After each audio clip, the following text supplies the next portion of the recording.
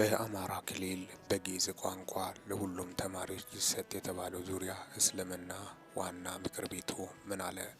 ሌላኛውንም እስልምና ዙሪያ ትምህርት ሚኒስቴሩ ጋር ያላቸው ነገርስ ምንድን ነው? በተለይ የሴቶች ወይም የሙስሊም ሴቶች አለባበስ ዙሪያ ቻናላችንን ሰብስክራይብ በማድረግ ወቅታዊና ሚዛናዊ መረጃ ያግኙ። እስከ መጨረሻው እንድታደምጡኝ በትህትና ጠይቃለሁ። የዕለተ ሮብ ኅዳር 10 2018 ዓመተ ምህረት ዕለታዊ መረጃዎችን በማስመልከትም ነው ለእናንተ ይዤላችሁ መጣሁት። ወደ ዝርዝር መረጃ ይሻገራለሁ። እንግዲህ ኢትዮጵያ ውስጥ ከፍተኛ ቁጥር ካላቸው እምነት ተከታዮች መካከል አንዱ ሙስሊም ነው። ረጅም ደግሞ እድሜ ተሻጋሪ ወይም ዘመን ተሻጋሪ ሃይማኖት እንደሆነም ይታወቃል። እስልምና እንግዲህ በከፊል የተለያዩ ነገሮች እንግዲህ ስነሱም ከዚህ በፊት እንግዲህ ሃይማኖት ሴንሲቲቭ ጉዳይ ስለነበር ብዙ ጊዜ ምናልባት አንዳንድ ቦታ ላይ ጸብ ሊነሳ ይሞከራል። እንግዲህ ኢትዮጵያውያኖች ደግሞ እርስ በርስ በመቻቻል በጥበብ እንግዲህም ራሱ ኢትዮጵያ ላይ ራሱ እስልምና ሃይማኖት የገባው በጂሃድ ሳይሆን በሰላማዊ መንገድ እንደሆነም ነው ታሪኮችም የሚያስረዱት። ታዲያስ በመነጋገር በመወያየት ኢትዮጵያ ውስጥ ሙስሊም ዘር አይልም፣ ህዝብ ላይ በጣም ፍቅር ነው። ምናልባት አንዳንዴ ለፖለቲካ ፍጆታ የሚሉት ነገሮች ተገቢ እንዳልሆኑ በርካቶቹም ሀሳባቸውን ሲያነሱም ተስተውሏል። ታዲያስ በዚህ ዙሪያ እንግዲህ ከእስልምና ምክር ቤት የተሰጠ መግለጫ ለጠቅላይ ምክር ቤት አጠቃላይ እንግዲህ የሙስሊሞች የተሰጠው አንደኛው እንግዲህ በግዕዝ ቋንቋ ጉዳይ ነው።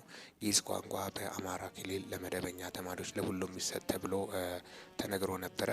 ግዕዝ እውነት ስለ ቅዳሴ ስለ ኦርቶዶክስ ቋንቋ ነው ወይስ ግዕዝ ራሱን የቻለ ቋንቋ ነው? ብዙዎች ያልተረዱት ግዕዝን ልክ የኦርቶዶክስ ወይም የቅዳሴ ቋንቋ አድርጎ ነው የሚያስቡት። ለቅዳሴ በብዛት ኦርቶዶክስ ቤተ ክርስቲያኒቱ ብትጠቀምም ግዕዝ ራሱን የቻለ ቋንቋ ነው። ከዚህ በፊት እንግዲህ ጥንት የነበረው ቋንቋ ነው እንጂ የሃይማኖታዊ ቋንቋ እንዳልሆነ ጀምረም ነው በርካቶች አሁን ያሰቡት። ግዕዝ ሲባል በቃ የኦርቶዶክስ የግድ ኦርቶዶክስ ተማሪዎችን ለማድረግ የሚካሄደው ወይም ሃይማኖት ለማስቀየር የሚካሄደው ርቀት ነው በማለትም ብትቹትም ግዕዝ ማለት ለየትኛውም እንግዲህ በተለይ አማርኛ ጋር አንድ ነው። በተለይ ለትግረኛም መሰረት የሆነ የራሱ ፊደል ያለው ቋንቋ ነው። ኢትዮጵያዊነትን በዓለም ላይ ሻይን አድርጎ እያስተዋወቀ ራሱን የቻለ ቋንቋ እንደሆነም ነው ምሁራኖቹ እየገለጹ ያሉት። ስለዚህ ግዕዝን ከሃይማኖት ጋር ማገናኘት እንደማይቻልም ነው በርካቶቹ ሀሳባቸውን የገለጹት። ከዛም የተነሳ ነበረ ለድምዳሜ የበቁት። ታዲያስ በክልሉ ደረጃ ምን አቋም አለው? እስካሁን ድረስ እንግዲህ እስልምና ተከታዮች በዋናነት ቅሬታን ያነሱበት እኛ ግዕዝ አንማርም በማለት ነው። በዚህ ዙሪያ እንግዲህ በዋናነት መግለጫ የሰጡት የሙስሊም ዋና መሪ የሆኑት እሳቸው እንግዲህ ተቀዳሚ ሀጂ ሙፍቲ ቦታ የተተኩት ማለትም ነው።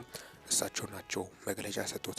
ሌላኛው መግለጫ የሰጡት በተለይ በኢትዮጵያ ዙሪያ ውስጥ የሙስሊም ሴት አለባበሶችን በማስመልከት ተማሪዎች ፊታቸውን ሸፋፍነው አይግቡ የሚሉት ሀሳቦች ተነስቶ ነበረ።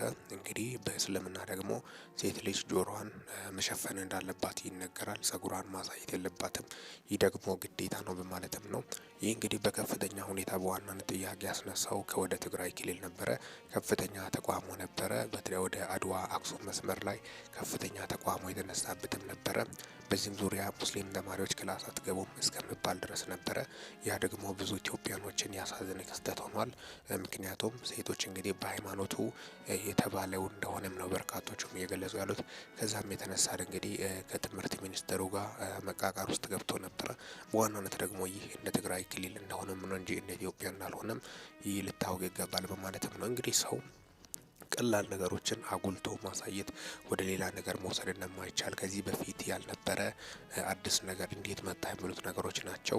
ነገሮቹ ወደ አልባሌ ወይም ወደ መጥፎ መንገድ የሚያመሩ ከሆነ በሰላማዊ መንገድ ነገሮቹ ቢስተካከሉ የተሻለ ይሆናል በማለትም ነው ሀሳባቸውን እየገለጹ ያሉት። በዚህ ዙሪያ እንግዲህ የእስልምና ዋና ተወካዮች ምክር ቤት የሰጠው መግለጫ አለ። ምንድን ነው የሚለው?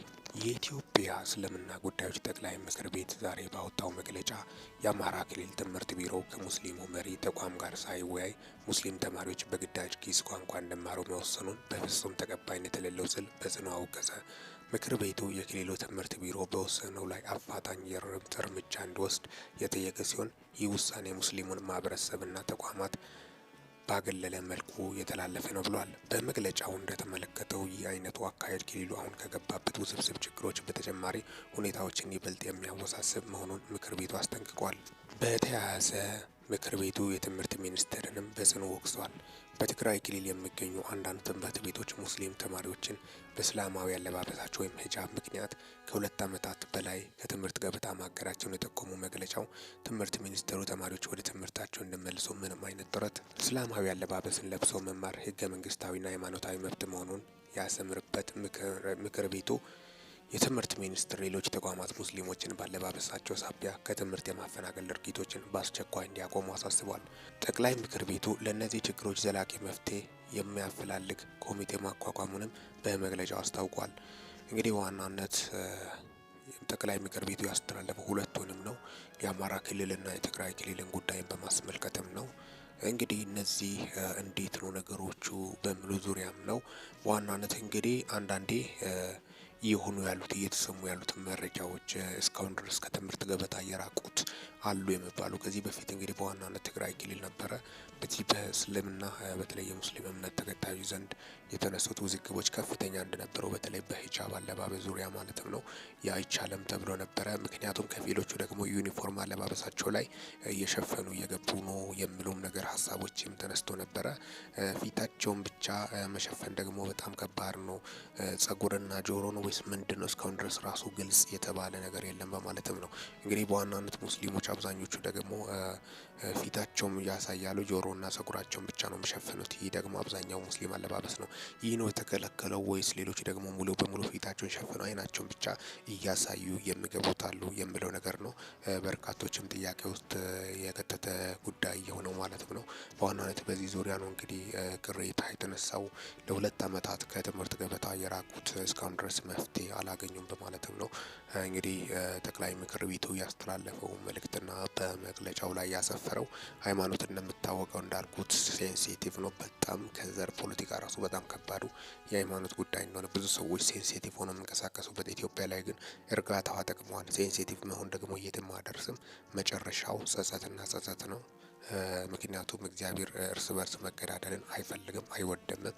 በሰው ነፍስ እግዚአብሔር ያዝናል እንጂ ደስ አያሰኘው። የሰው ልጅ ህይወቱ በመጥፋቱ ያዝናል እንጂ ደስ አያሰኘው ሰይጣን ካልሆነ በስተቀር ማለትም ነው። ስለዚህ ነገሮች በመነጋገር በመወያየት እንዲሁ ወደ መቀመጫ ዙሪያ በማምጣት ያማከለን ወይ ስር ያለው ማህበረሰቡ ምን ይላል ተፈላጊ ነው የሚለውን ነገር በማስመልከትም አጠቃላይ ከነቆራና ሽኩቻ ውስጥ ከመግባት ነገሮችን ማስተካከሉ የተሻለ ይሆናል በማለትም ነው በመወያየትና በመነጋገር አማራ ክልል ግኢዝን ይሰጣሉ ስል ምን አስቦ ነው ከምን አኳያ ነው የሚለውን ደግሞ በደንብ ማስረዳት እንዳለበት፣ ትግራይ ክልል ያለው ደግሞ ከምን የተነሳ ነው የሚለውን ነገር በመነጋገር እንዳለ አጠቃላይ ነገሮችን መወያየት እንዳለባቸው ጭምርም ነው ነገሮችን መፍታት እንዳለባቸው ጭምርም ነው የወጡት መረጃዎች የሚያሳዩት ማለት ነው። አጠቃላይ እንግዲህ እስካሁን ድረስ እንግዲህ አብረን ቆይተናል። በዚህ ቻናል አዲስ ከሆናችሁ ኢትዮጵያ ዜናን ሰብስክራይብ በማድረግ ወቅታዊና ታማኒ መረጃ እንዲሁም ሚዛናዊ መረጃ ያገኙ። አጠቃላይ ለሰዓታት ያሉኝ መረጃዎች ይህን ይመስላሉ።